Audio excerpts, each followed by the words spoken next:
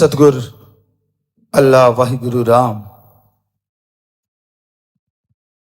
सच्चे मन से, सच्ची आत्मा से, यानी दृढ़ यकीन से कोई उसे याद करता है तो वो रहमो करम का मालिक आके इंसान के सारे दुख हर लेता है, गम चिंता परेशानियों से मोक्ष मुक्ति दिला देता है।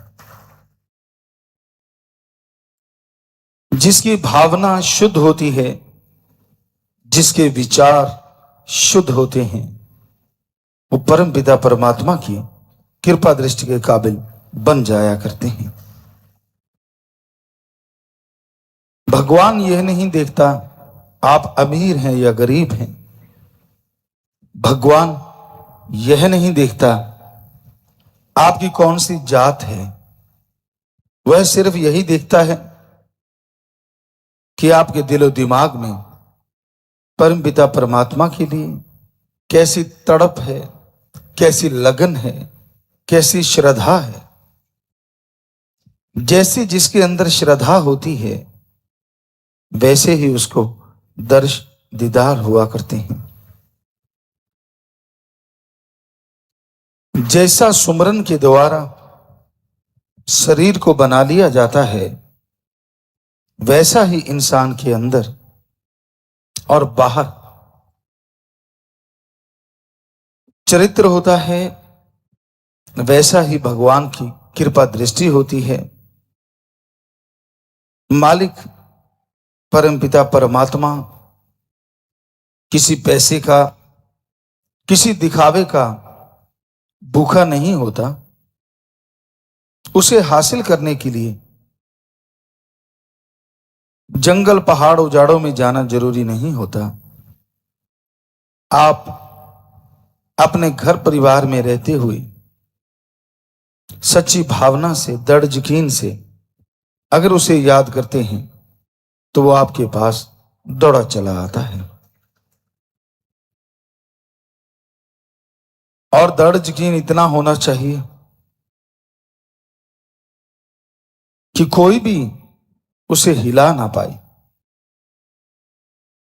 पुराने समय में और आज भी कहीं कहीं औरतें मर्द ऐसे हुआ करते थे, पति वर्ता या पत्नी वर्ता कहना जायज होगा तो उनके लिए अपने पति या पत्नी के अलावा दूसरा मां बाप का, बहन भाई, बेटे बेटी का ही रिश्ता रहता था और कोई रिश्ते की कोई जगह ही नहीं होती थी। तो ऐसे लोग जत्सत के पक्के होते थे। कई बार रिद्धि सिद्धि की बातें उनके मुंह से अन्यास निकलती और पूरी हो जाती थी। इतना जत्सत में ताकत होती है। इसी तरह अगर कोई भगवान अल्लाह वाहिगुरु राम के लिए दृढ़ यकीन बना ले कि मेरा सतगुरु, मेरा मौला मेरे लिए सब कुछ, बाकी कुछ नहीं, और उसके वचनों पे अमल करे, जो यकीनन उसका जीवन बदल जाए, उसकी जिंदगी पतझड़ से बहारों में चली जाए। दृढ़ यकीन जरूरी है। आप सेवा करते हैं, सतगुरु अल्लाह से बेइंतहा मोहब्बत करते हैं। आप ये मत सोचिए कि आपसे जलने वाले नहीं। बहुत लोग होंगे जो आपकी टांग खिंचाई को तैयार रहेंगे, झूठ बोलेंगे, तरह तरह की बातें आपको बतानी, मन गढ़ंत चीजें कर करके या आपको लड़के कुछ ना कुछ कह के मालिक से दूर करवाना उनकी फितरत होती है, उनकी आदत होती है। पर आप अपने बारे में सोचिए। आपने दोस्ती की अल्लाह वाहिगुरु राम से और तोड़ दी आम इंसान के कहने से। वाह, क्या जज्बा है आपका और क्या आशिकी है आपकी। लानत। जब आशिकी, इश्क लड़ाया है अल्लाह वाहिगुरु सतगुरु से तो फिर ऐरे गहरे नत्थु खेरे की क्या ताकत जो आपको दूर करते हैं।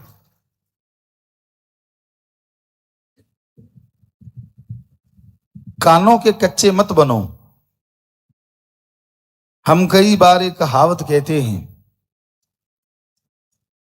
लाई लग ना होवे करवाड़ा ते चंद्रा गमांड ना होवे। ये पंजाबी में एक कहावत है जो बिल्कुल सही है। लाई लग, किसी के कहने पे चलने वाला। ऐसे बहुत से लोग हुआ करते, आज भी हैं। बीबी घर में है, खुद बाहर से आया,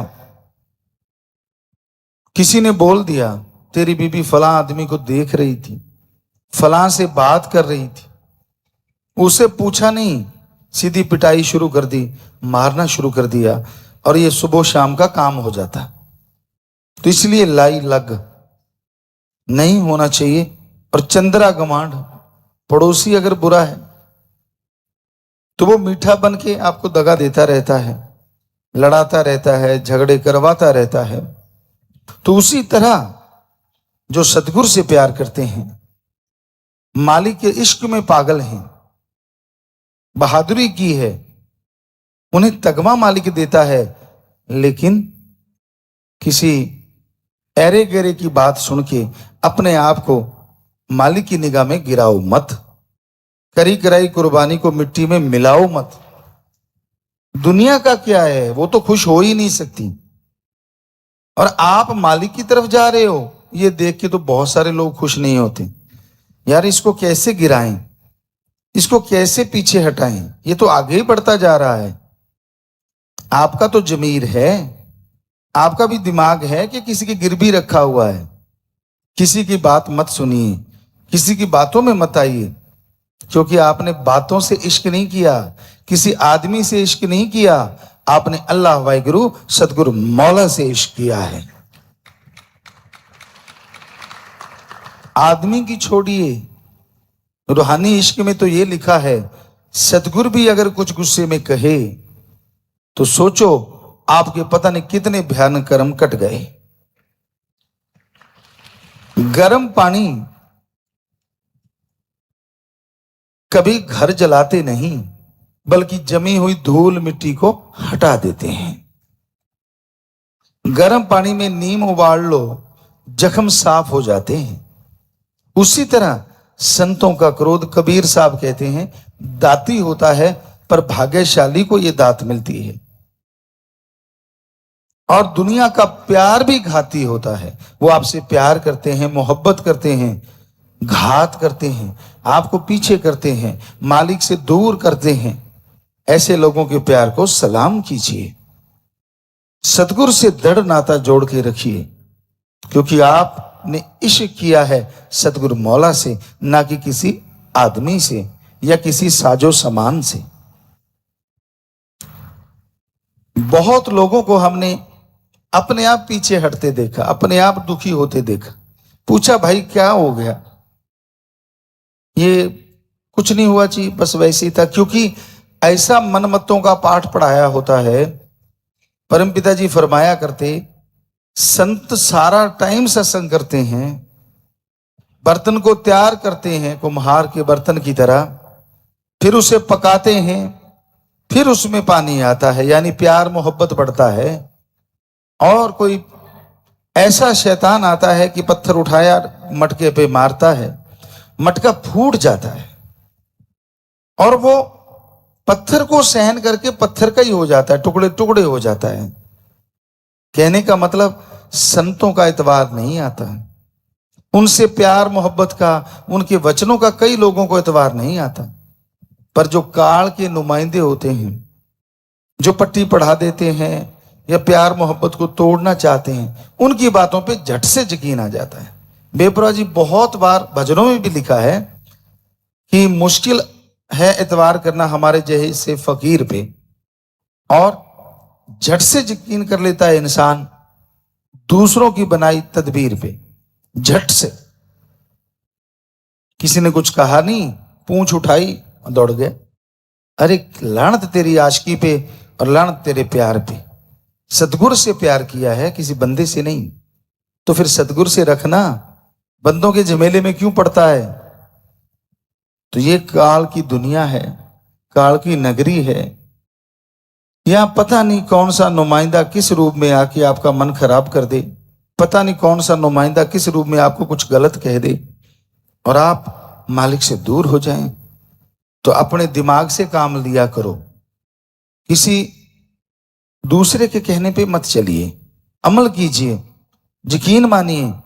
फकीर अगर कोई बात कहते हैं तो पता नहीं कितने आने वाले भयानक कर्म कट जाते हैं, और दुनिया वाले कोई बात कहते हैं तो वो आपके बनते हुए कर्मों में बट्टे डालते हैं, बेड़ी को डुबो देते हैं।